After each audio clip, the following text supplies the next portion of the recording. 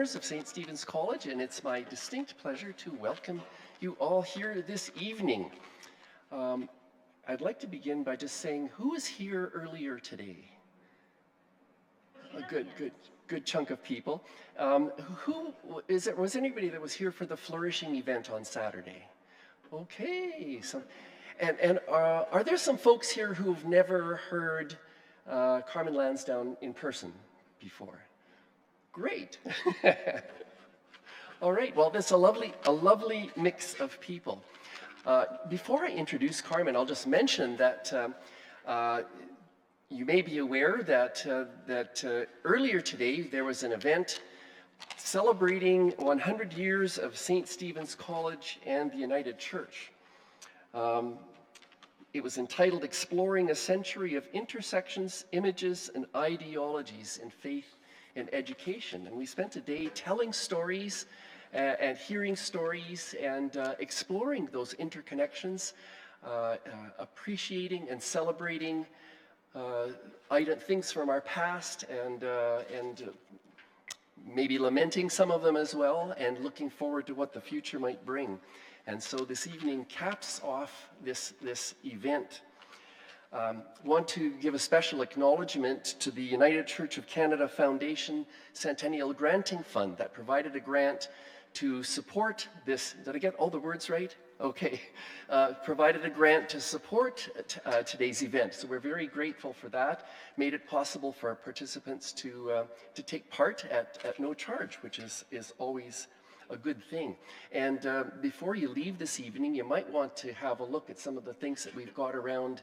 There are some archival kinds of things on the back table that are quite interesting, just a small sampling. And there's a timeline up on the wall. The timeline goes from 1908 to the present and well into the future. And the red writing underneath is highlights, a number of highlights from the history of the United Church of Canada. And the, is it purple above, which is one of the college's colors, is various events in the timeline of St. Stephen's College. So you can visually see some of the connections. And the yellow stickies are things that participants in today's earlier session added to that. So invite you to stay for a visit at the end and perhaps have a look at a couple of those things. So some of you may have heard Carmen introduced a few times, probably most of you have, but I've been invited to offer this unofficial bio that you would have heard if you were here on Saturday.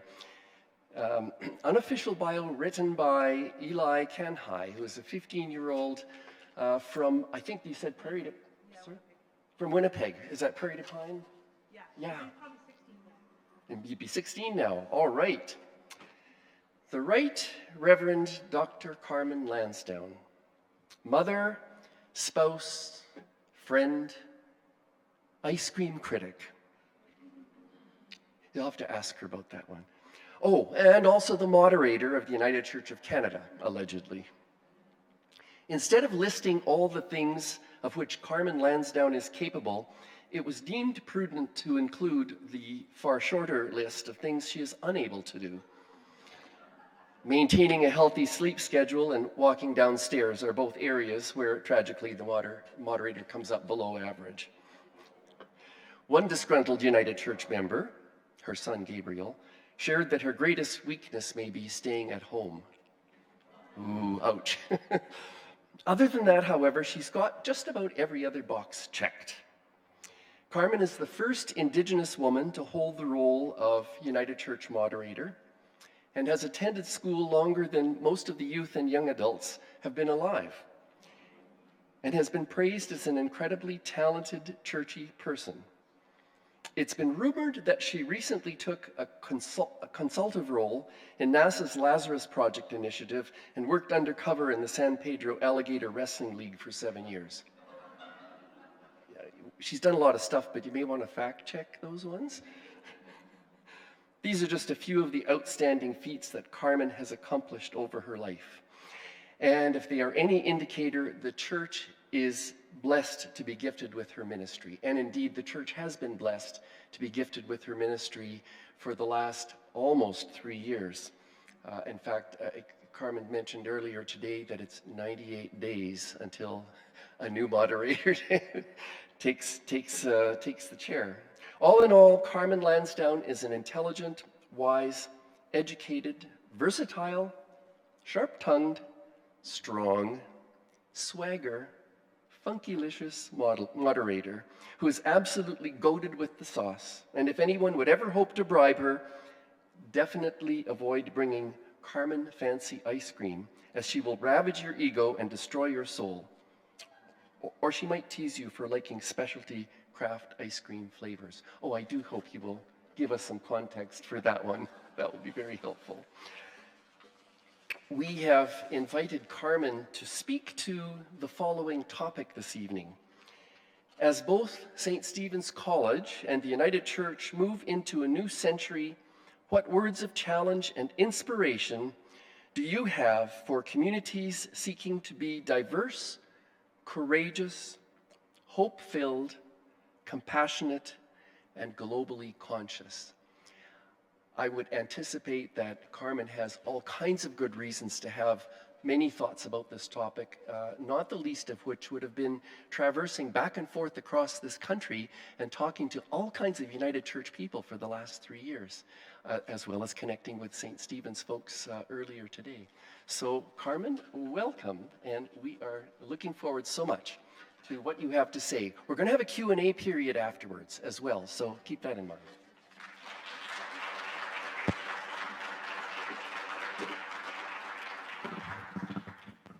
Let me get this aimed the right way here. Hello, everyone. It's been lovely to listen to the discussions that have happened today, and I'm grateful to have had the chance to address many of you again tonight, and welcome to those of you who are here just for this evening, including my friends Bob and Peggy Lee, who were in my internship pastoral charge in Marengo pastoral charge. I was living in Alsace, they lived in Marengo, 20 years ago, so happy to see you guys. They live in Edmonton now. They didn't drive here from Marengo, Saskatchewan. And thank you again to Dara and to the SSUC team for the warm welcome that we've had since Friday, both for the Flourishing Project and for this day spent with St. Stephen's College. So quickly about the ice cream. When I was first elected moderator, my daughter was having a really hard time. We had just moved cities in Vancouver. We had lost our housing and couldn't afford new housing in North Vancouver, and so had to move to Coquitlam, and then I was whisked off into this job. And so from February until August of 2023, she traveled full-time with me. And we were at the Prairie du Pine Regional Council meeting, and she was participating in the youth at council.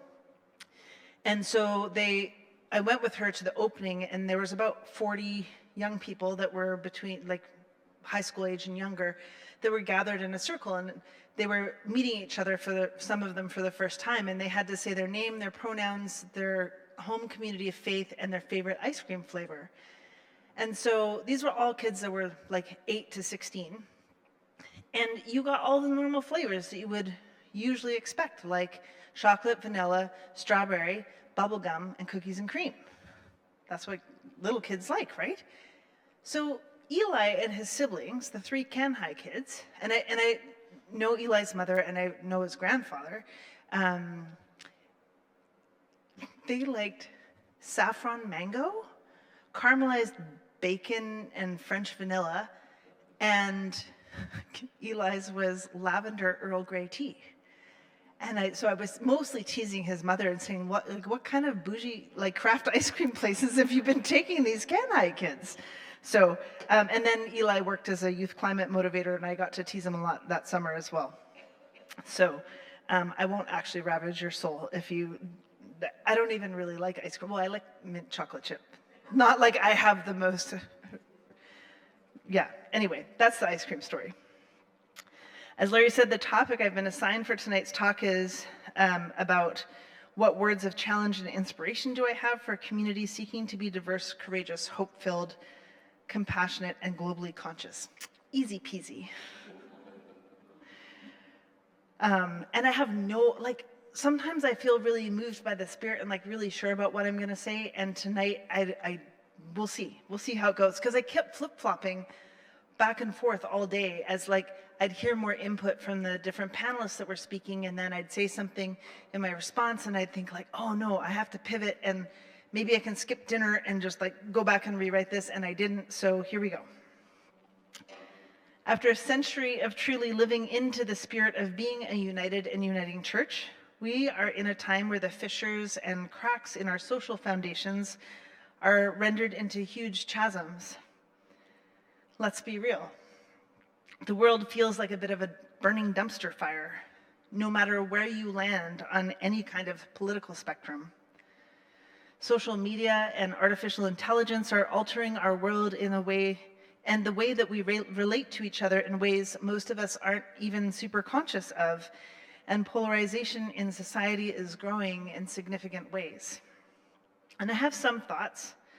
And unlike my usual habit of just launching in, expecting everyone to hop on the circuitous train that circles around my very extroverted brain, but also to help me stay focused, I'll say in advance the 3 thoughts that I want to make tonight, or the 3 questions I want to answer. First, how might we respond to the ubiquity of information, the constant onslaught of digital information that is coming at us all the time? Second, how might we respond to the problem of polarization? And then third, how then might we live as Christian disciples in a time of significant and challenging social, political, and environmental change? That's probably about as clear as I'll get for the rest of my talk, because in real life, these 3 issues are deeply intertwined, but I will try and land the plane and summarize the answers to my own questions by the end. I wanted to start with some informal thoughts on the first question. A couple of times, or actually quite frequently, I've quoted my colleague, the Reverend Michael Schuberg, who was most recently the executive director at Five Oaks Center in Paris, Ontario, who said that the church restructured in 2018, and then with COVID, the universe restructured. And so, before we could get our footing and to figure out what does it mean to be a church with 3 courts instead of 4, and how are these regions and these super regions and how do they function, and what's the relationship between our congregations and the regions now that we don't have presbyteries that we all said we didn't want anymore. We just were left a little unmoored or set adrift. And one of the biggest and most consistent critiques we hear in the general council offices is around a lack of communication, or a lack of effective communication. People at the community of faith level, including ministry personnel, don't know what's happening necessarily past the region in the national church, but sometimes even in the regions. And part of that is, it's all super stupid and complicated, and if I was the boss of the world, I might have changed it, but that's not my role as moderator. There's this thing called CASL, which is the Canada Anti-Spam legislation. And so even though members are members of the United Church of Canada, we can't send either electronic or paper information to you unless you've either made a donation or have requested to have that information sent to you. And so if you want communications to come from your regions or from the national church, you actually have to go to the website and sign up for newsletters. And that goes for our ministry personnel as well, because we've maintained the position that it's the community of faith that is the employer. And so even though all of our ministry personnel, everyone in the order of ministry or any kind of paid accountable ministry is employed by the United Church of Canada, and we have a national payroll system, we don't necessarily have the right to just automatically email our ministry personnel either. And that also means if you move or if you change email addresses, you also have to update that information with the national church. And so that's one explainable reason why communication has diminished. The other, I think, is just the sheer amount of information that comes at us all the time. And the fact that even if you're on social media, even if you follow me or your regional council or the national church on Facebook or Instagram or but probably most of you don't use Instagram, but Facebook, the algorithm determines what you see and when. The algorithms that are developed by the apps, right? So it's complicated. And who really, raise of hands, who wants to read another email newsletter? Right. So in fairness to the church, when we received those paper envelopes of info packs, like the confession of most of the church was that the majority of those ended up in the recycle bin unopened. However, when we had presbyteries, we had dedicated people who were the ones that were like, I want all the input. I'm going to read all the info packs. I'm going to know what's going on. And then at presbytery meetings, they would be the word of mouth spreaders to say, here's what's happening. And because of COVID and the disruption that happened with the restructuring of the church, we never really lived into building those networks and clusters, which are the unofficial, regional networks in the church that were supposed to replace presbyteries. And so that continues to remain a challenge. So here's what I do. I make choices about what information I'm saying yes and what information I'm saying no to. And that means that on a weekly basis at the least, but even sometimes on a daily basis, I unsubscribe from everything that comes in my inbox that I don't ever want to read again. And sometimes, hopefully Hudson's Bay will stop emailing me now that they're no longer going to exist. But sometimes it takes 2 or 3 times, and I get mad, but I take the time to do it because what feels way easier is when I get the newsletter from Mission and Service. If it's only one of 20 emails instead of one of 150 emails, I'm more likely to read it. I've learned that printed information is better than online information, which can be quickly updated and often isn't fact-checked as thoroughly. So I cannot wait for when we get settled in Toronto and I'm not traveling as much to have a physical subscription to the newspaper.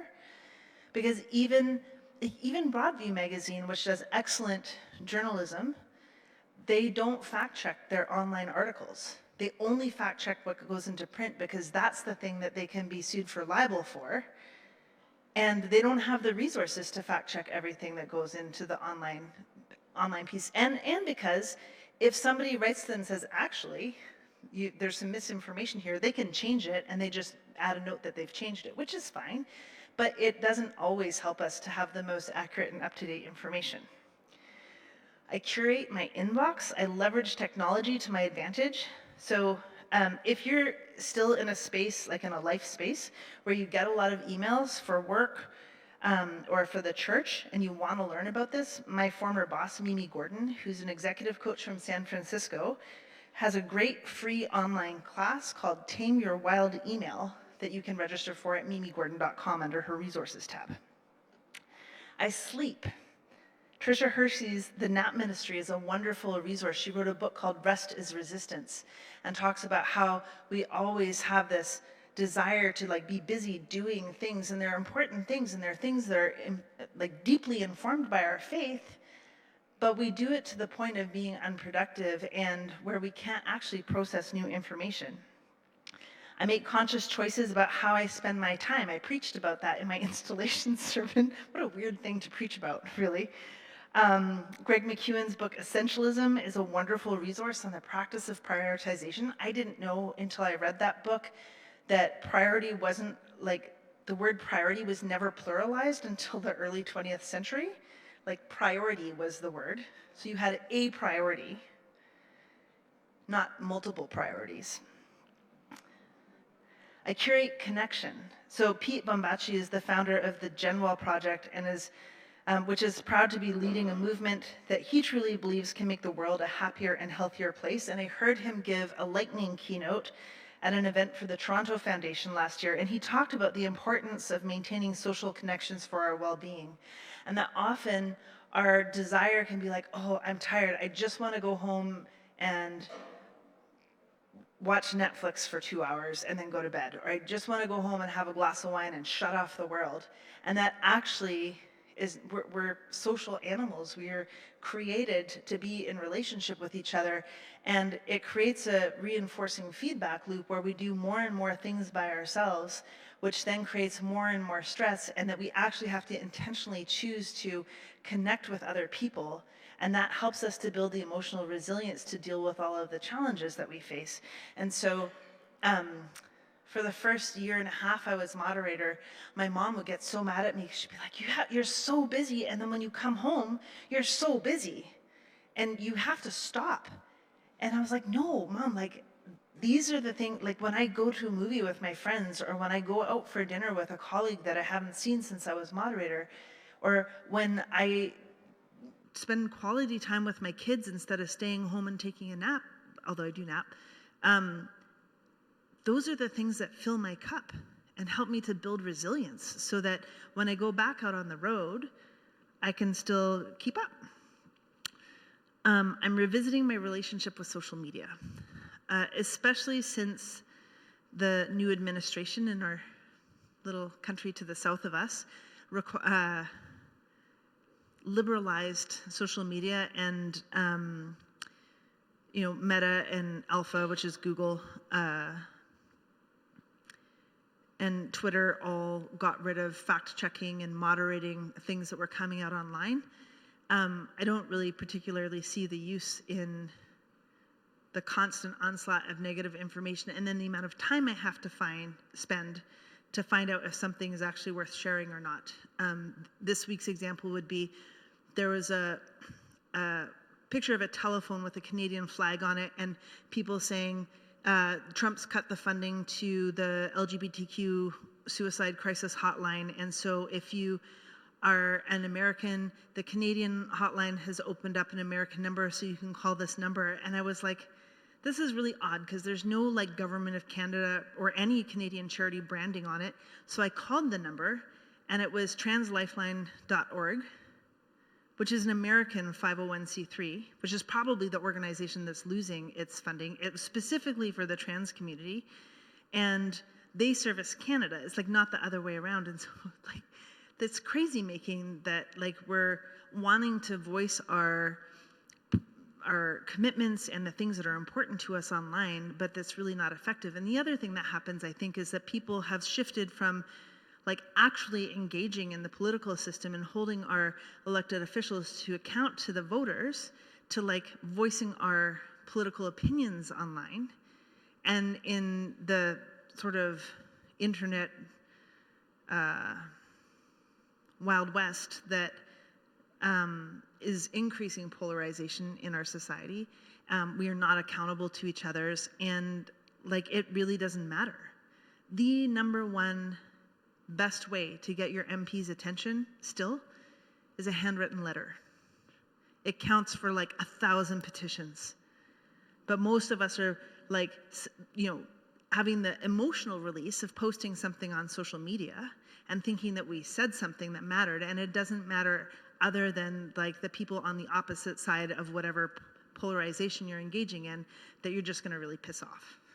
So I also have just signed a couple of book contracts, and part of how you get a book contract is how much social media following you have. So I have to talk to my publishers and be like, I'm thinking about going off Facebook and Instagram.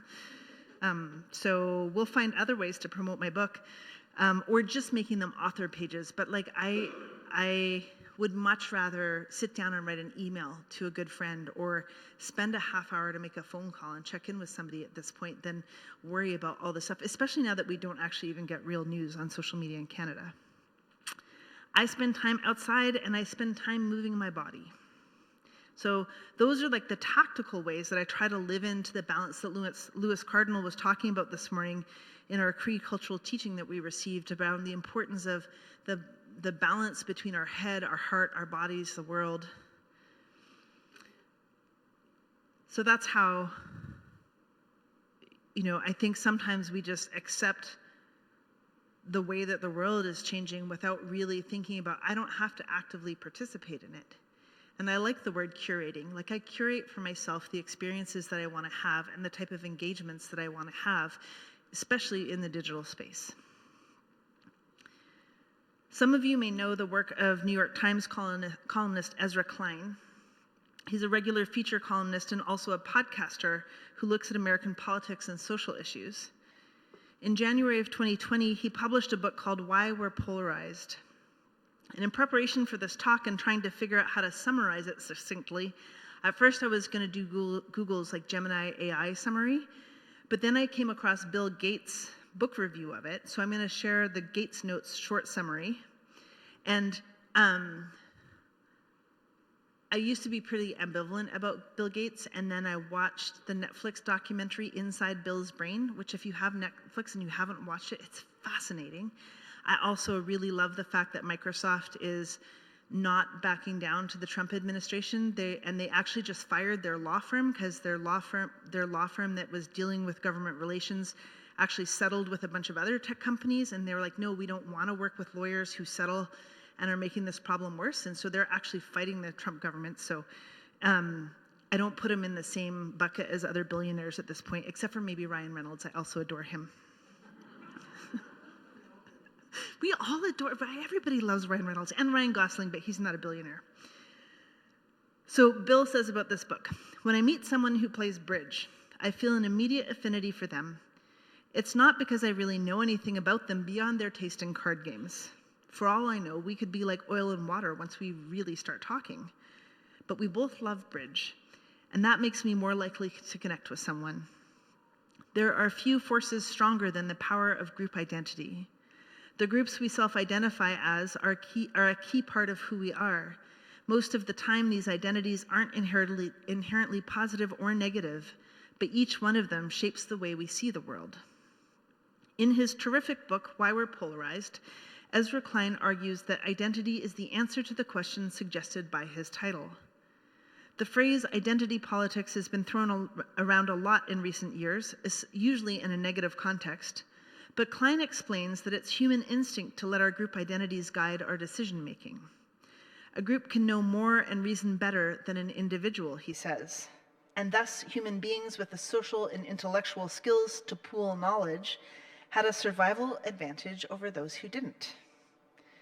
Why We're Polarized is fundamentally a book about American politics, but I thought it was also a fascinating look at human psychology. One of my main takeaways was that many of us might need to reframe how we think about changing someone's mind. I'm a data person, another identity I have, shocking to no one. So my instinct is always to use numbers and logic to convince people of something. When I meet someone who disagrees with me, I tend to explain the merits of my position and compare results of the two different approaches. But Why We're Polarized makes it clear that group identity can overrule any argument for or against an issue. If you want to bridge the gap, it's more productive to appeal to someone's identity than to their logic. Which I think is a beautifully important learning, right? It's not data and facts that change our minds. It's human stories and personal connection. And while we may be on the right side of a justice issue, if we don't remember that, we're more likely to increase the polarization in society and make it more unlikely that somebody is going to listen to us than if we really get to know each other, human being to human being. I'm not suggesting that Klein's views on polarization are the only way to look at the current challenges we face in our world today, but I do think it's helpful, and in fact, I'm grateful that someone is looking not just at the symptoms of our polarization, but also at some of the potential roots. How we respond to polarization in our society is important. Ronald Richardson, a Presbyterian minister in the United States, wrote a great little book called Polarization and the Healthier Church. The subtitle is, it's quite the subtitle, so I had to separate it from the title. The subtitle is Applying Bowen Family Systems Theory to Conflict and Change in Society and Congregational Life. Does anyone know the main takeaway from Bowen Family Systems Theory? Anyone? It's that whatever the conflict is, that's not really what the conflict is about. There's always something underneath. And the reason why is that Bowen Family Systems Theory views the family as an interconnected emotional unit. emphasizing that individuals within a family are profoundly influenced by their family relationships and the dynamics within that system. It suggests that family members' behavior and well-being are intertwined, and changes in one member can impact the entire family. And very much like Ezra Klein, Bowen theorized that society also operates as an emotional system, and that societal trends and issues can be influenced by the emotional dynamics within families and individuals. So in the first chapter of this book, Richardson describes his experience. He was a new pastor in a congregation in the northeastern United States, and he got a call that there had been a race riot at the local high school. And he showed up, and the police there was a SWAT team that was there. They were separating the students, and the police were trying to hold back the white students who were all bloodied and beat up. And the teachers and some of the police officers were holding back all the black students who were also all bloodied and beat up. But all of the teachers, all of the learning support teachers, the school counselors, the principal, were all focused on the black kids. And only the police were there, barely able to hold back the white kids. And the white kids' parents were on the other side of the fence, also yelling hugely, profane racial slurs about the black kids. And so in that moment, he chose to go and talk to the white parents and to be the resource for the white parents.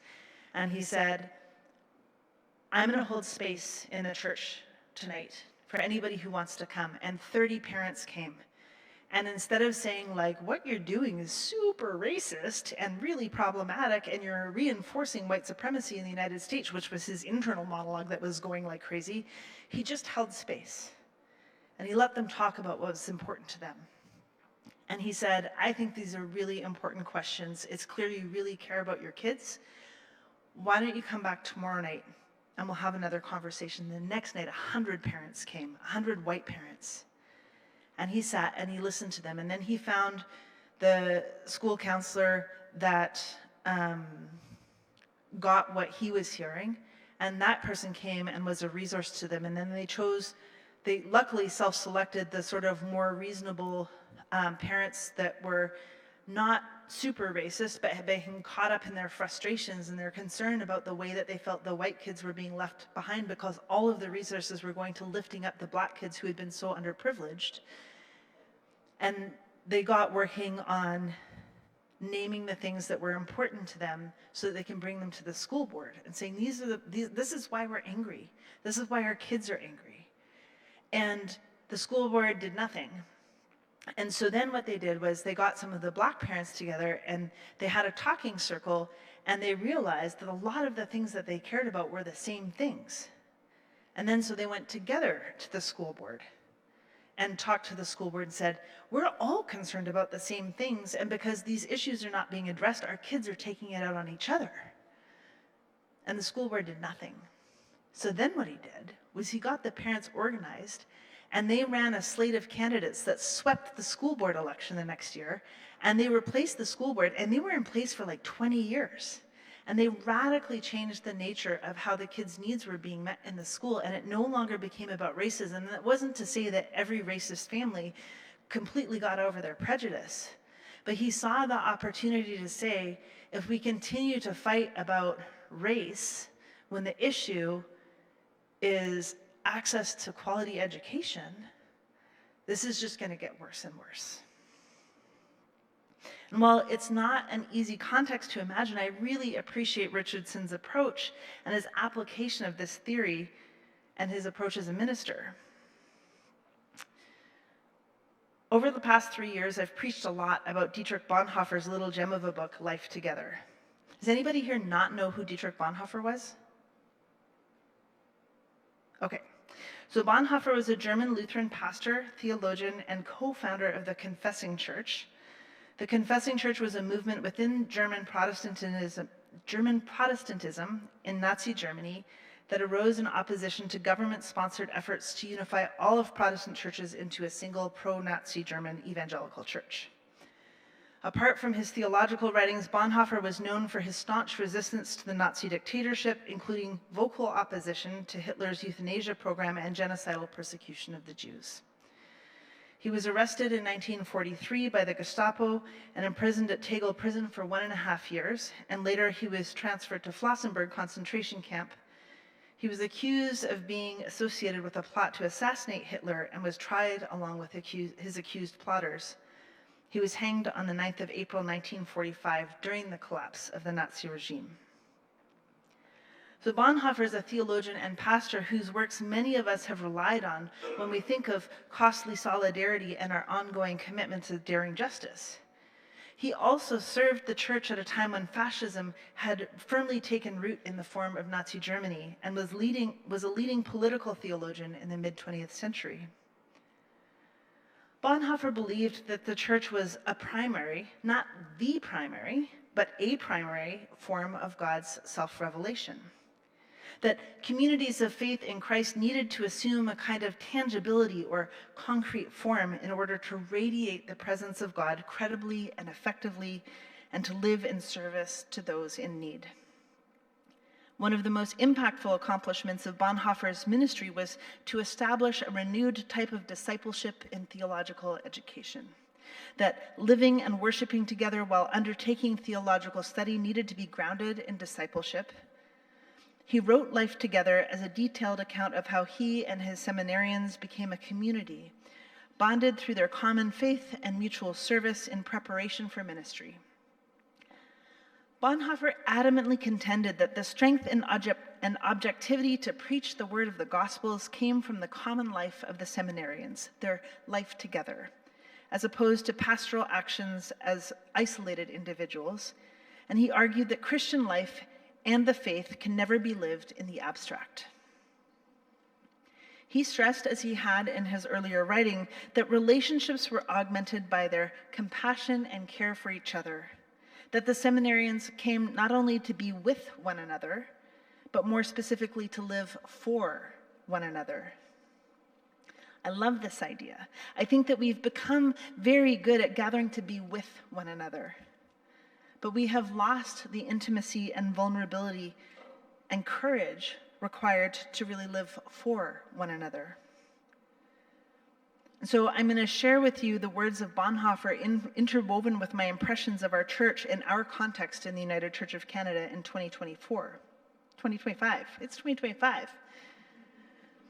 He starts in his preface with daring clarity. He says, "The subject matter I am presenting here is such that any further development can take place only through a common effort. We are not dealing with a concern of some private circles, but with a mission entrusted to this church. Because of this, we are not searching for more or less haphazard individual solutions to a problem. This is, rather, a responsibility to be undertaken by the church as a whole. There is a hesitation evident in the way this task has been handled. Only recently has it been understood at all, but this hesitation must give way to the willingness of the church to assist in the world." When I first read these words, my heart jumped. These were the words that I had been searching for. I wanted to say, hey, look, church people, get it together. Get your Micah 6:8 on and be nice to each other, because we're all in this together.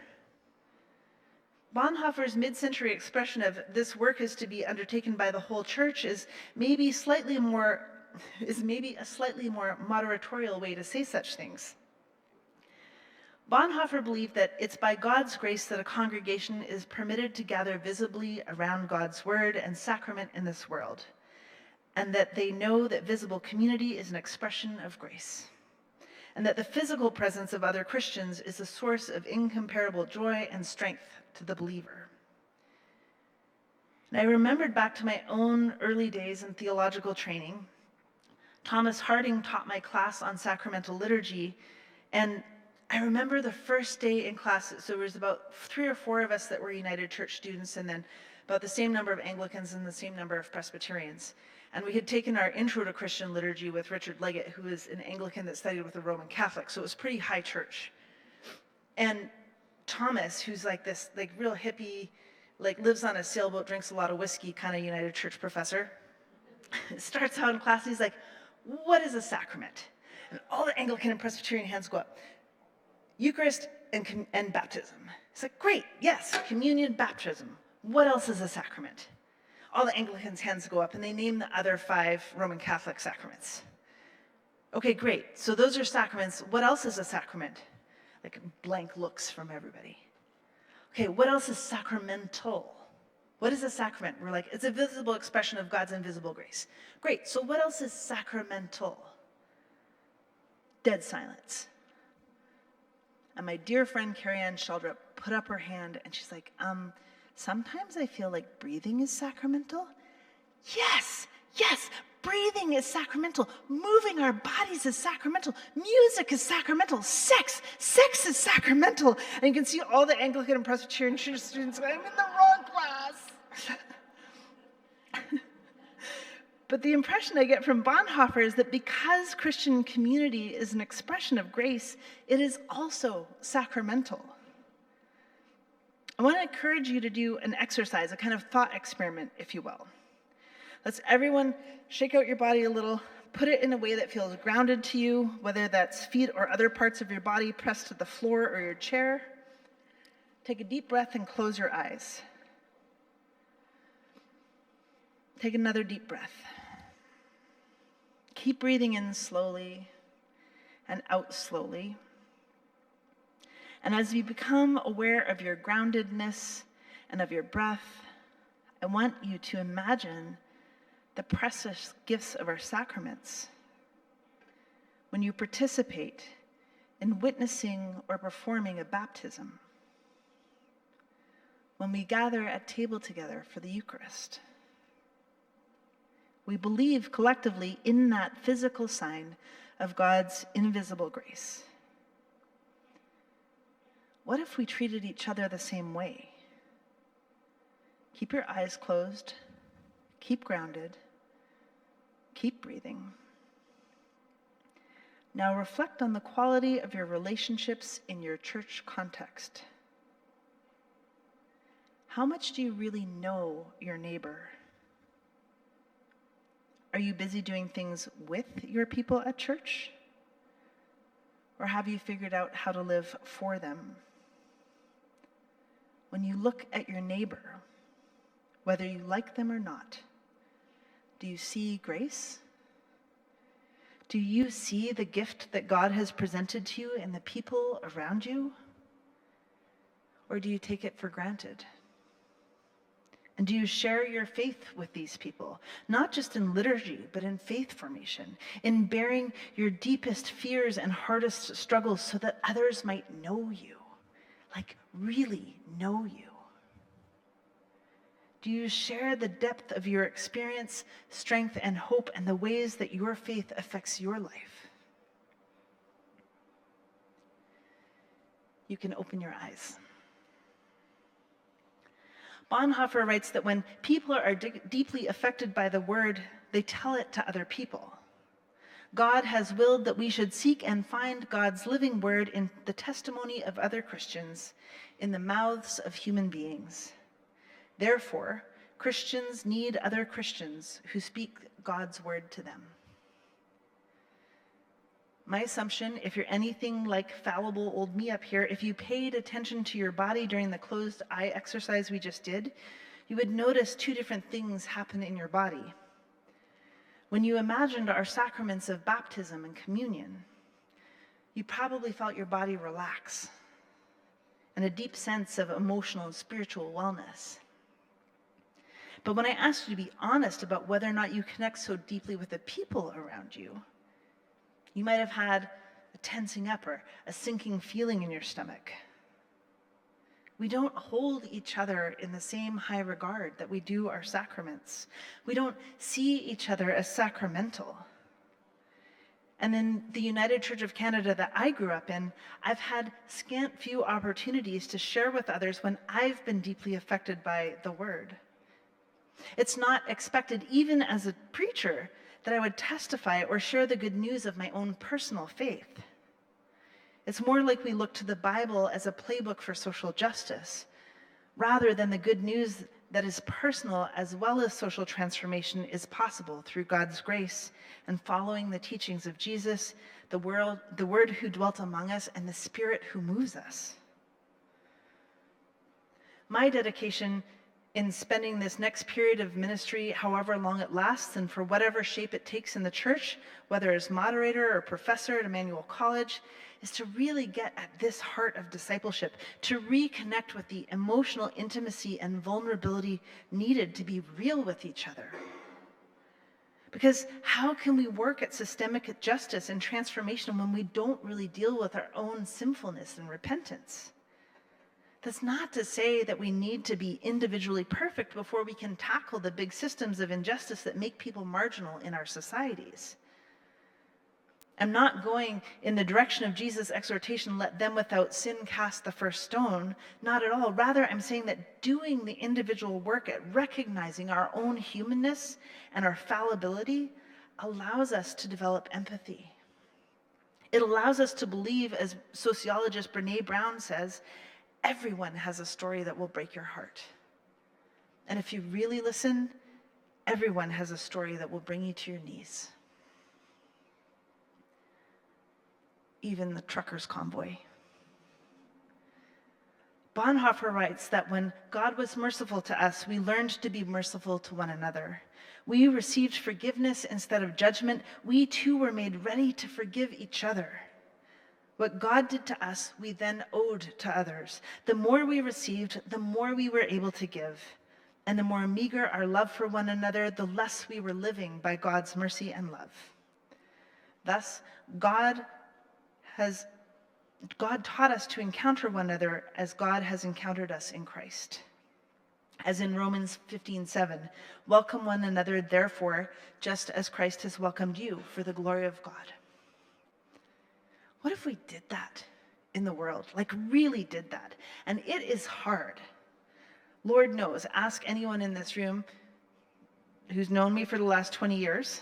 They know that there are those folks with whom I'd rather not look at with sacramental reverence. There are people that get under my skin. I get annoyed, I get judgy. If you really knew me, you'd know that I swear like a trucker. And I sometimes say things that are unkind. I don't swear at others, but I do it in a way that would be offensive to some. So I try not to from like the pulpit or the lectern. And I hide behind the fact that the changing social conditions say that that kind of salty bravado is okay, maybe even revered a little for my generation and younger. But when I do that, when any of us do that, we rob ourselves of the real work of doing discipleship with empathy and authenticity so that we might live in Christian community with each other as if we really lived for each other. Bonhoeffer has a beautiful way of expressing it. He says, our community consists solely in what Christ has done to both of us. That not only is true at the beginning, as if in the course of time something else were to be added to our community, but also remains so for all the future and into all eternity. I have community with others and will continue to have it only through Jesus Christ. And now this part is important. He says, the more genuine and the deeper our community becomes, the more everything else between us will recede. And the more clearly and purely will Jesus Christ and his work become the one and only thing that is alive between us. We have one another only through Christ, but through Christ we really do have one another. We have one another completely and for all eternity. Now let me be clear, and as clear as Bonhoeffer is about this, that does not mean some idealized and perfect image of a conflict-free community of Pollyannas who act as if everything is all right all the time. He talks about how when communities of faith can be vulnerable to share their innermost prayers of intercession, the things that weigh heaviest on our hearts, you care about those things too. You cannot become only next to or with your neighbor, but for your neighbor. That includes the neighbors that we don't necessarily love or like that much. Their prayers become our prayers, just like those parents in the race riots. And here's why I think this theme of Bonhoeffer's life together and figuring out what it means to be a church of deep spirituality, bold discipleship, and daring justice, to be a church who lives not just with each other, but also for each other, is so, so important for us. The very next paragraph starts with this sentence, On innumerable occasions, a whole Christian community has been shattered because it has lived on the basis of a wishful image. Actually, I'm going to read you the whole paragraph because sometimes you can't say it better yourself. He goes on to say, certainly serious Christians who are put in a community for the first time will often bring with them a very definite image of what Christian community should be like, and they will be anxious to realize it. But God's grace quickly frustrates all such dreams. A great disillusionment with others, with Christians in general, and if we are fortunate with ourselves, is bound to overwhelm us as surely as God desires to lead us to an understanding of genuine Christian community. By sheer grace, God will not permit us to live in a dream world, even for a few weeks, and to abandon ourselves to those blissful experiences and exalted moves that sweep over us like a wave of rapture. Okay, maybe it's been a minute since anyone in the United Church was quite so sure about what church is that they left feeling blissful and moved by a wave of rapture. But he goes on, for God is not a God of emotionalism, but the God of truth. Only that community which enters into the experience of this great disillusionment with all its unpleasant and evil appearances begins to be what it should be in God's sight, begins to grasp in faith the promise that is given to it. I think of the desert times, Moses leading the Israelites who doubted him at every turn, 40 years in the Great Disillusionment. And it feels like we've been in our own desert time of 40 years of disillusionment and not really having such sure ideas anymore about the church or why it doesn't seem to be thriving in the ways it once did.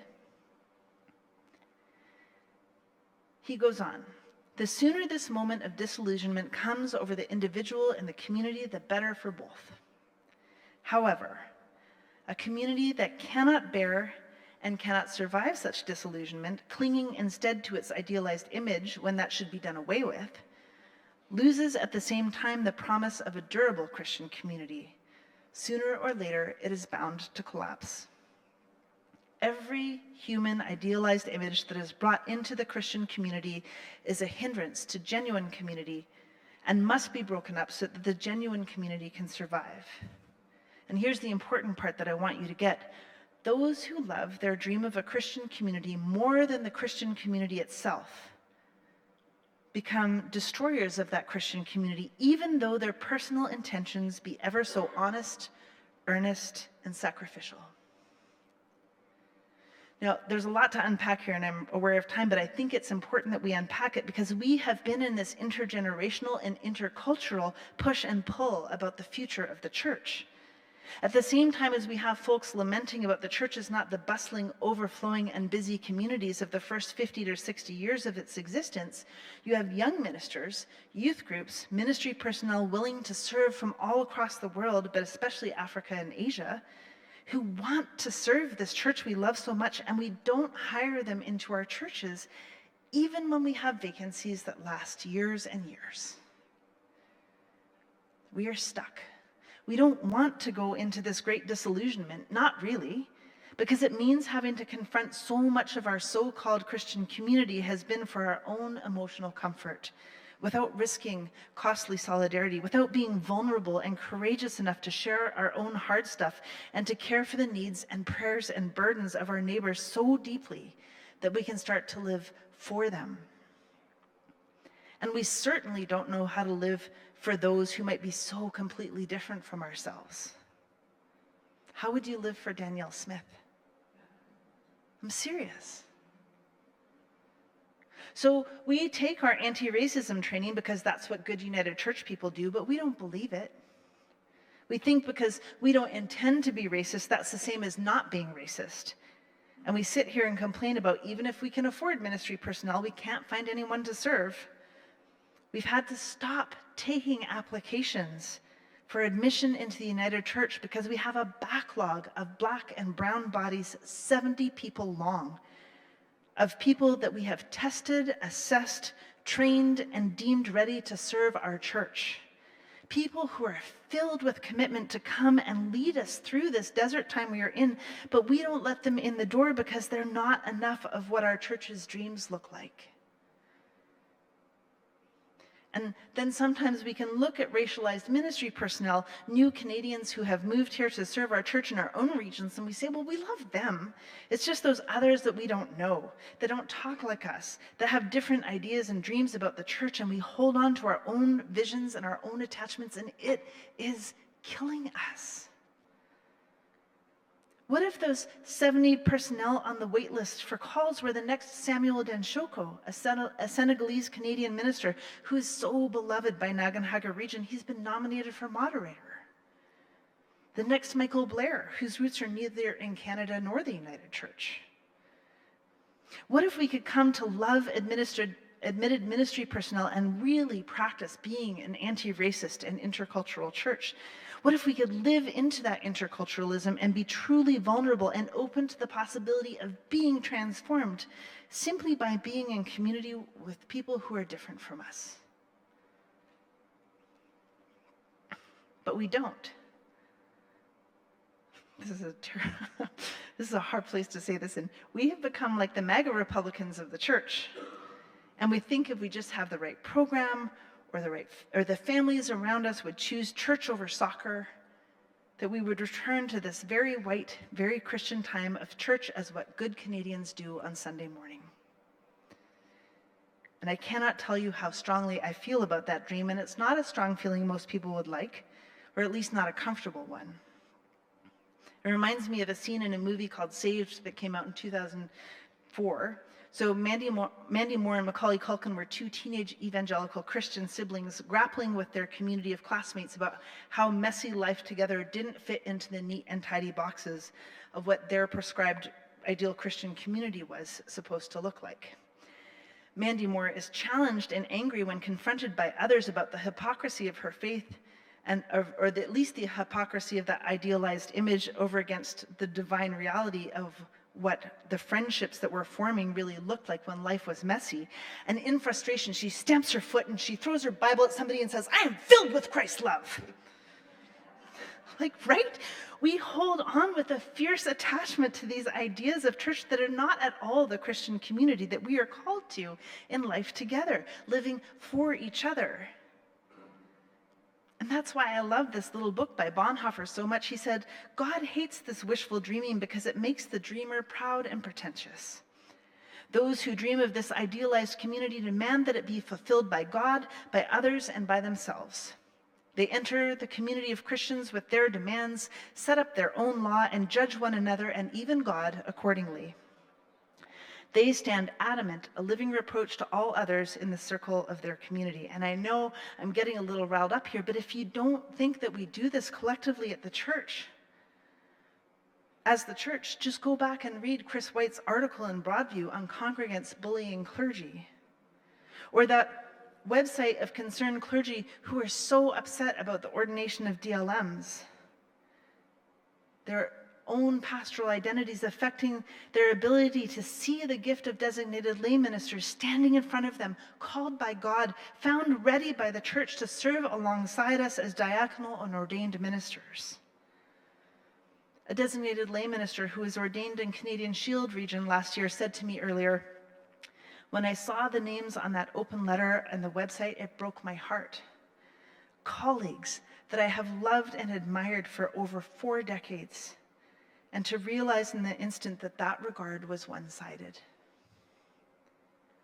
Like I quoted Brene Brown earlier, everyone has a story that will break your heart, and if you really listen, everyone has a story that will bring you to your knees.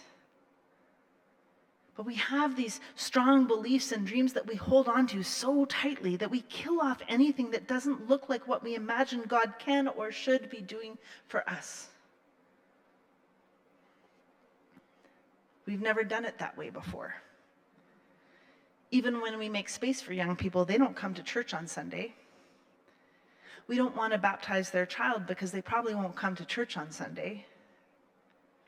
I'm the only one who holds this place together. Nothing would get done around here without me. They got ordained the easy way. It's not that I'm racist, I just can't understand what she's saying. Or, I don't understand this restructuring of the Indigenous church. What will that look like and how much will it cost? Or what about when our dear Colin Phillips was nominated for Moderator in 2018? People loved what he said, but no one could imagine what it would be like to have a moderator living with cerebral palsy who is nonverbal. What would that look like? How would that work? Did anyone ask him? Nope. We just struck him off the first ballot instead of risking living for someone like him. These are the lies that we tell ourselves that are killing our church, and the worst part is we tell them to ourselves as if they are a faithful witness to God. What blasphemy! What an utter sin. Whatever does not go their way, they call a failure. Friends, I say this in love, and I say it in gratitude, and I say these things to you with a deep conviction that we have the possibility of recognizing these golden calves of the ideal church for what they are. They're just emotional attachments. They are the social identities that Bill Gates names in his review of Ezra Klein's book. But the good news is that we can change. Bonhoeffer says that the bright day of Christian community dawns wherever early morning mists of dreamy visions are lifting. And what's the antidote? Gratitude. It's just gratitude. He says, thankfulness works in the Christian community as it usually does in the Christian life. Only those who give thanks for little things receive great things as well. We prevent God from giving us the great spiritual gifts prepared for us because we do not give thanks for the daily gifts. We think that we should not be satisfied with the small measure of spiritual knowledge, experience, and love that has been given to us, and that we must be constantly seeking the great gifts. Then we complain that we lack the deep certainty, the strong faith, and the rich experiences that God has given to other Christians, and we consider these complaints to be pious. We pray for the big things and forget to give thanks for the small, and yet not really so small, gifts that we daily receive. And this is still Bonhoeffer preaching to us. He says, if we do not give thanks daily for the Christian community in which we have been placed, even where there are no great experiences, no noticeable riches, but much weakness, difficulty, and little faith, and if, on the contrary, we only keep complaining to God that everything is so miserable and insignificant that it does not at all live up to our expectations, then we hinder God from letting our community grow according to the measures and riches that are there for us all in Jesus Christ.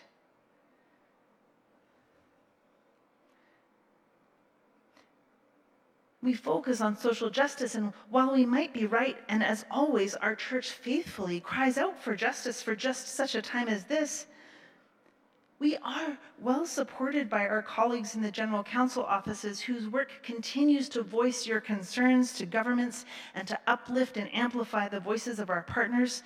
The calls have become more frequent for me as moderator to say something and to raise our prophetic voice to the world. But how do we choose which justice issue is the most important? They're all important, and we live in a world where the information is never ending, and people have shorter and shorter attention spans. The world functions in sound bites, and the issues we care about most are deeply systemic and require nuanced conversation. Never mind the fact that trying to draft a letter about any issue feels a little bit like a game of whack-a-mole. New issues and problems pop up in new places before we can respond to what's right in front of us. Here's one example. Last September, I met with the National Gathering of the Presidents of the United Church Women, the UCW. We decided to embark on a national letter-writing campaign to the Government of Canada regarding our concerns as mothers for the current situation in Palestine. Facts on the ground were changing rapidly, and by the time we had prepared a letter for me to write to the government that would be shared across UCW networks, and then the UCW members were going to handwrite letters and put my letters in enclosure so that they knew it was a whole group of United Church women, Prime Minister Trudeau had announced his intent to resign, and the Governor General had prorogued Parliament to facilitate a Liberal leadership race. All of a sudden, all of the effort that would have been spent writing letters would be significantly less effective.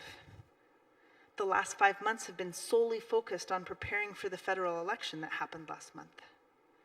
This is not to say that the church has said and done nothing on the war on Gaza in the last 5 months, but the public-facing, organizing part was disrupted by a world that moves so much faster than the church. And in the meantime, we see the havoc wreaked by the new administration in the United States through its first 100 days in office. Playing on social polarization as its strength, the conservative movement in that country is well-organized, well-resourced, well-funded. The lies President Trump told during his term as 45th President of the United States ended in what the American public called the big lie, that the 2020 election was stolen from him. Megan Garber, a journalist for The Atlantic, wrote an important article last week on April 29th. She's called The Short Circuiting of the American Mind. In it, she writes, "But that term, the big lie, with its sense of emergency, has gone the way of so many other fact checks have in this age of heedless lying. It lives now in that democratically awkward space between accuracy and irrelevance." Those words articulate exactly my feelings about the time we are in progressive Christianity, that awkward space between accuracy and irrelevance. She goes on to say, but political power can be narrative power as well. Falsehoods issued repeatedly from the bully pulpit threaten to become conventional wisdom, then cliches, then foregone conclusions. Attempts to challenge them, as crucial as those efforts are as matters of historical record-keeping, take on a certain listlessness. For others to point out the truth is to do the right thing. It is also to bring paper straws to a gunfight. Church, I don't want us to bring paper straws to a gunfight anymore, to use a terribly militaristic analogy. I pray that the actions that we take in the world matter, because it's the world that the triune God that we believe in loves so much, because we are called to see our enemies as our neighbors, because we are just noise if we speak in the tongues of humans and angels, but we don't have love. Italian economist and professor Mariana Mazzucato said in her book, Mission Economy, that humans have always been at our best when we are working towards a goal rather than trying to solve a problem. The whole reason I created the Flourishing Project was to help us catalyze a sense of imagination about the future so that we could work towards the future we want to see. If we truly are a church of deep spirituality, bold discipleship, and daring justice, we cannot simply yell louder than the other side. Acts 2 ends with what the early church was called to do, which is to be baptized for the forgiveness of sins and to receive the Holy Spirit. Then they devoted themselves to the apostles' teaching and fellowship, to the breaking of bread and the prayers. Everybody has a story that will break your heart. And if you really listen, everybody has a story that will bring you to your knees. This is the root of our social problem. The system is hurting too many people. People are being expelled by the forces of the world, whether it's by ethnic cleansing and the displacement of Palestinian people from their homeland, or the resulting homelessness from the financialization of housing here in North America. We see the symptoms of this system decay, and we raise prophetic voices about this failed end state of society, bringing our paper straws to a well-orchestrated and powerful conflict. And in the meantime, we demonize our neighbors who may, in fact, also be the ones hurting. A 2018 study of MAGA Republicans asked them why they tolerated President Trump's lies. And they said, in effect, we know he lies all the time, but he's telling our truth with a capital T. And that truth is that democracy in the 21st century doesn't work for them, and that capitalism in the 21st century doesn't work for them. Everyone has a story that will break your heart. So, church, if our neighbors' hearts are broken and the people have stories that can bring us to our knees, what then shall we do? What is the next right thing for just such a time as this? We need to practice gratitude. We need to practice love. We need to see each other as sacramental, to live for each other, to practice gratitude for each other, to notice when we need each other, to check in on each other, to rumble with the scriptures with each other, to hear and acknowledge each other's prayers, and to hold them in our hearts as if they were our own. Because if we don't, and if we can't share the good news of our faith with each other, then we are missing it. We are failing Easter. Bonhoeffer says, as only Christ was able to speak to me in such a way that I was helped, so others can only be helped by Christ alone. However, this means that I must release others from all my attempts to control, coerce, and dominate them with my love. I am filled with Christ's love. In their freedom from me, other persons want to be loved for who they are, as those for whom Christ became a human being, died and rose again, as those for whom Christ won the forgiveness of sins and prepared eternal life. Because Christ has long since acted decisively for other Christians before I could begin to act, I must allow them the freedom to be Christ's. So, true to form, all the points I've made are very much intertwined, and I've also gone way over time. Moderator's privilege, I'll take it. But I'll close with a short anecdote from the Regenerate Leadership Development Program that I've been working on. One of my best friends is a participant, and she's been having a really hard time. And in our last residency in January, even though she was feeling deeply depressed and really challenged by a number of circumstances in her life, she came as her messy self, and she was bawling her eyes out, and she said, but I know that when I sit here, we're just like a choir, and if I need to drop out to take a breath, you're going to carry the tune. We can't take care of our communities if we don't take care of ourselves. That means living resilient but also on purpose lives, doing all that curation of our lives on purpose that I talked about in the beginning, where we know that we can drop out of the choir to breathe because our communities and circles will continue to carry the tune. We can't fight polarization with polarization. We need to know what are the pain points of the world around us. And we have to do that in ways that are safe, but not avoidant. What I mean by that is, what if the United Church, in its standing up for the queer community, sat down with the most homophobic in our community? And I'm not asking queer people to do that, right? But what if somebody could play the role of Ronald Richardson and to use Bowen Family Systems and say, like, what is really going on here? Because we know that the rights of queer people don't affect the rights of cisgendered straight people. In fact, we're all richer for being loved and allowed to be exactly who God made us to be. But also,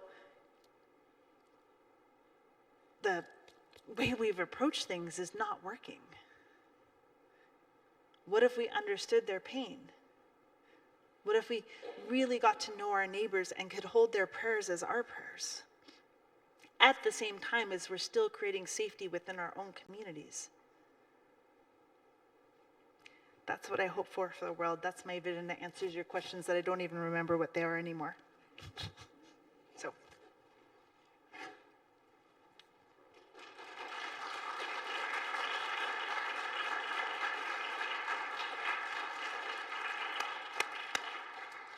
Carmen, thank you so much. And I don't mind at all that you went over time.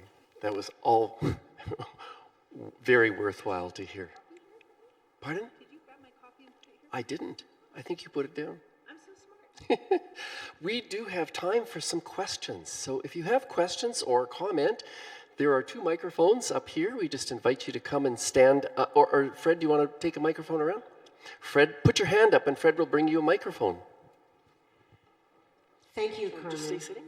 Thank you for the evening and your comments.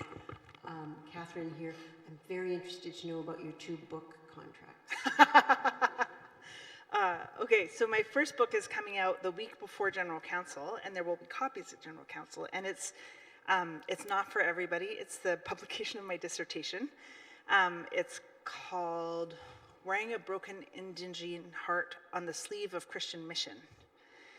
And so my dissertation looked at the ways that I wasn't ready to throw out mission and evangelism with the colonial bathwater, that I think that that's actually the heart of where the church is. And So what if we flipped the script and looked at Christian mission through the views of traditional Indigenous worldviews, which were generally more inclusive, didn't have binary dualisms or justified truth claims, and that could actually make Christian mission more inclusive and life-giving.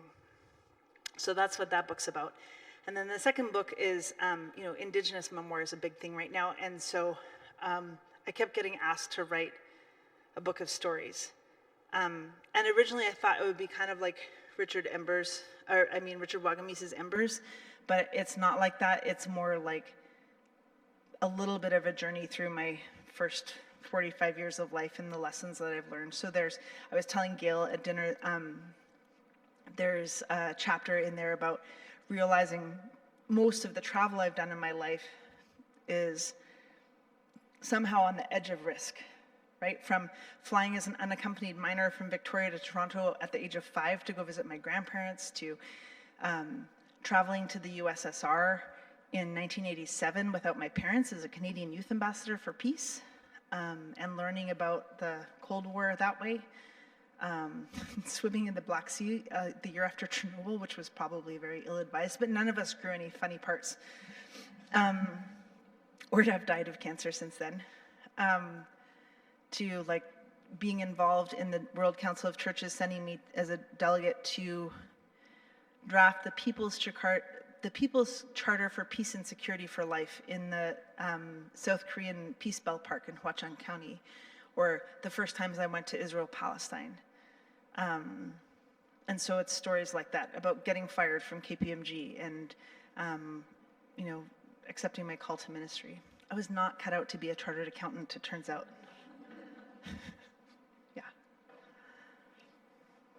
That one's gonna, the draft was due March 31st and it is not finished, so it's probably gonna be like spring or fall of 2020, no, it's gonna be fall of 2026 or spring of 2027, depending on how fast I finish the next half. Yeah.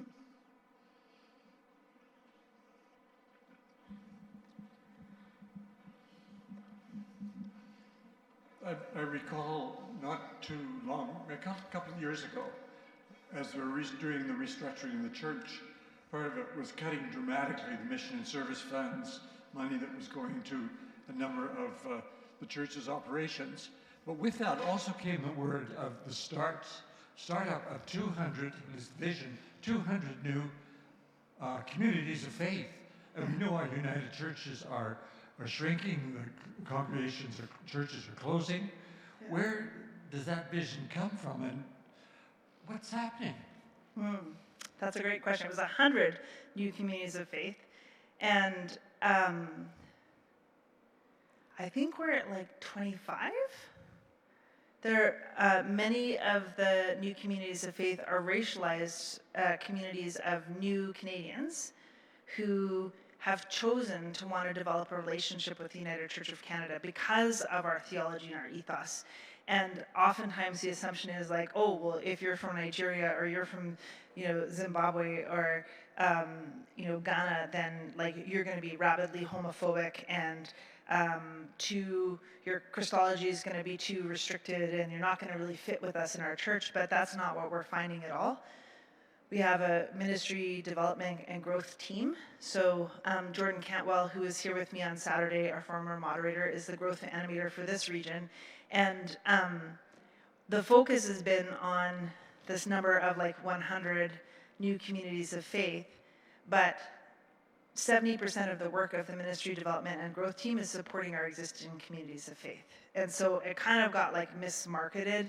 That's the thing that everybody kind of chomped onto is like, well, what about us? And the what about us is included in that.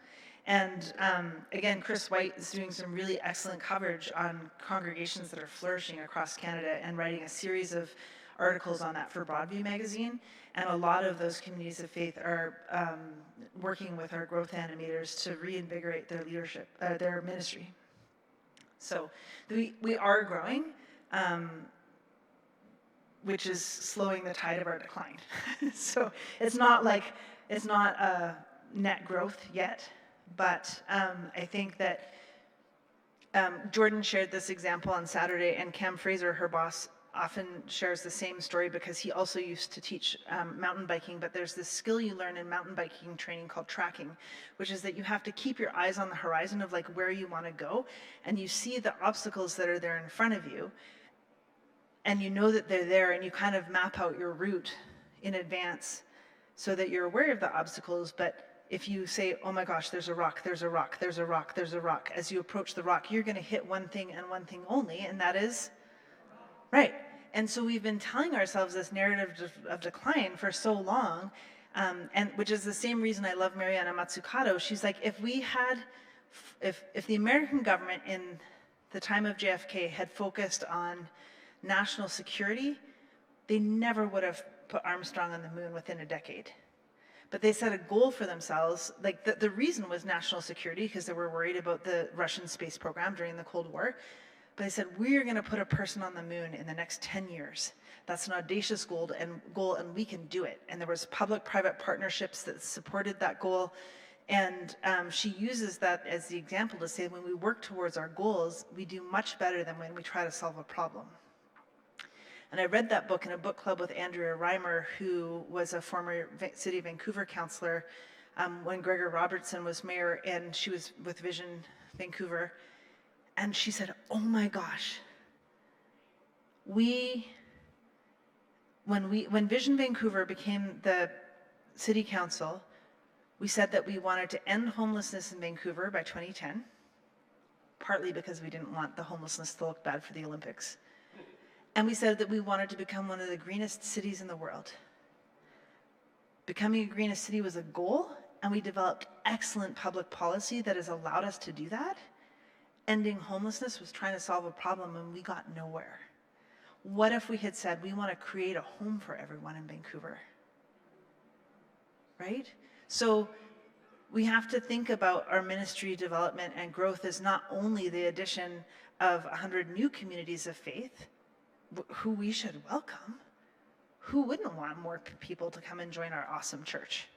But we also have to think about what is in each of our communities of faith, like what is uniquely ours to offer in ministry to the world that God loves? Because when we're clear on that purpose, people and money follow. Right? The first United Church that I inherited in 2017 had like decades of financial mismanagement. They had years of six-figure deficits.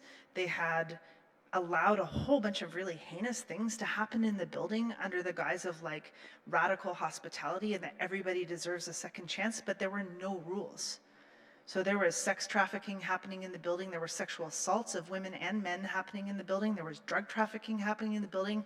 There was all kinds of fire safety issues because we were supposed to have 120 shelter beds, and we're regularly letting 400, 500 people sleep in the building. It was rife with cockroaches and bed bugs, and it was not a safe place. And the thing that I did with the board was to say, okay, we're going to leave all of that behind. We can't fix those problems, especially because they're in the past. Like, there's no going back and changing that, but who do we want to be? They thought they wanted to redevelop their building. And I said, well, before we can talk about redeveloping the building, who are we? Do you want to be the presence of the United Church of Canada on the corner of Hastings and Gore? Or is our ministry primarily to serve those made most marginal in society? And if this neighborhood gets gentrified and these people get displaced, are we going to follow them? Because whether or not I invest in building a new building or not depends on your answer to that question. And they said, no, we want to be the presence of the United Church of Canada at the corner of Hastings and Gore, like we have been for the last 140 years. Even if this neighborhood gentrifies, then will be some other iteration of church. And so once we got really clear on like what was uniquely ours and who we were in the community, then we could go out and say, what does our community right now need? And then how do we future-proof our building for the fact that we have no idea what this community is going to look like in 30, 40, 60, 70 years. And now last year they had a $200,000 surplus in their operating budget, and they are $7 million away from a $37 million capital campaign for our portion of the building that we just built. Right? Like, and it's not a miracle. We got crystal clear on what is the world around us that God loves need. And how are we going to participate in facilitating that as ministry? It's kind of like a little bit of Field of Dreams, right? Like if you build it, they will come.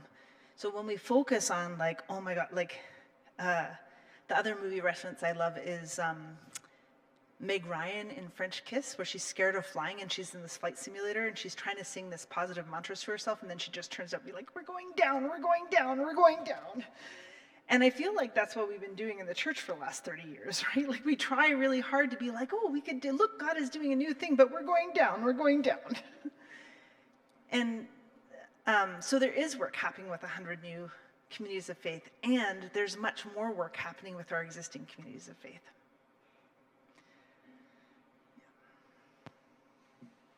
Perhaps one more? Going once, twice. Bedtime for the moderator.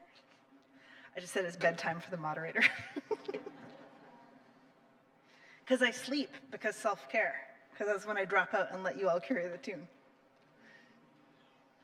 Well, it's time for a thank you. So we asked you for words of inspiration, and we got words of inspiration. One of the first things you said reminded me of a book, I think from the 60s or the 70s, about a hitchhiker's guide to the universe. And you began to offer us how to thrive and to be church and community in a restructured universe, which is a pretty mind-boggling prospect just to begin with, isn't it? And I heard so many pieces of wisdom, but a few that I managed to capture and write down. Remembering that the conflict is not the conflict, and the importance of looking deeper and asking questions and being open and being present to really understand what's going on. To be vulnerable to being transformed. And you talked about the things that stop us from being transformed and reassured us that we can change, which I think is an incredibly hopeful message, and reminded us that fundamentally what the message has been maybe forever that we need to wake up to and listen to all the time is that we need to not just live with one another, but to live for one another. And that's the mission of the church, is to be with each other as sacraments, as a sacramental act. There's so much deep wisdom in what you shared with us tonight, Carmen, that I feel deeply grateful. And on everyone's behalf, I think we feel very grateful for the wisdom that you've shared and for your presence with us tonight. Thank you.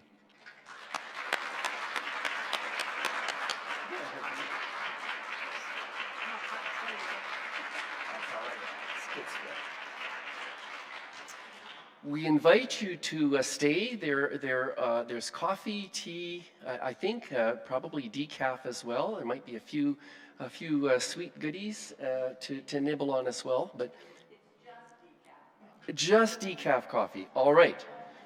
That's just like we just have gluten-free bread for communion. And yes, Fred, do you want to any final comments you want to make?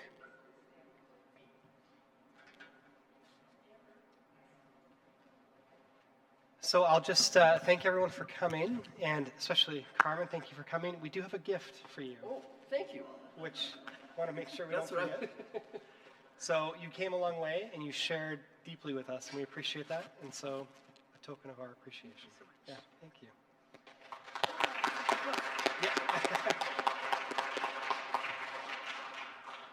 Great, Thank you. So I think Carmen will be very willing to meet. Yeah, to I'm not connect with you. going right home All to right. bed. Yeah.